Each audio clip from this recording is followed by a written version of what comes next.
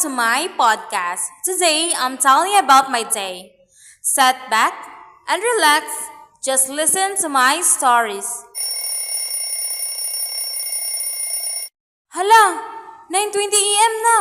Late na gid ko ani sa klase ba? 10 a.m. ba yamong klase karon magsugod? Naimpas gid ko karon kay absinan gid ko karon. Ay sabi, magtimpla sa kog kape. Kay kape is life gid ko. Yes, managid kog kape. Kay ang kape gid sa kuha kay makahatag og energy.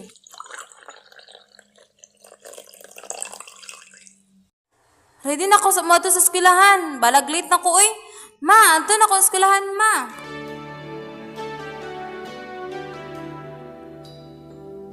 Gani bay, wala pa ko na late. Na pa ko 2 minutes. Ayha niabot si sir.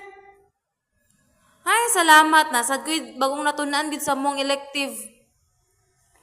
Gutom na kay kubay. Kano sa kanimo man si sir? Dugay kayog discuss.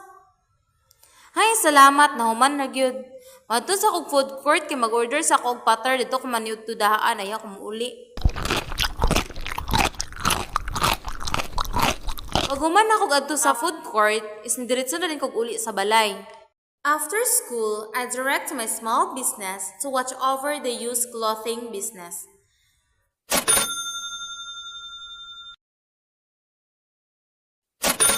Hay, kataas akong adlaw karon oy, tulog gid ka subject.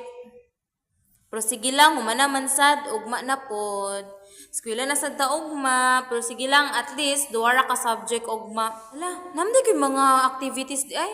Magbuot sa ako sa podcast piki. Duol na ra ba to ipasahay? Karon na ba itong 27?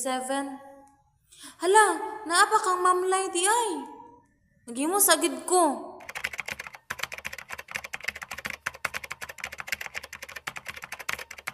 Ay, salamat. Nahuman na gid ko. Hala, alas 11 na. Hapit alas 12, wala pa ko'y panihapon. Laman ni hapon sa kubi. Ay, salamat. Nahuman na gid ko sa kuang mga activities. Matulog na gid ko, makarest na gid ko karong adlaw. That was my day. Thanks for listening. Until next time.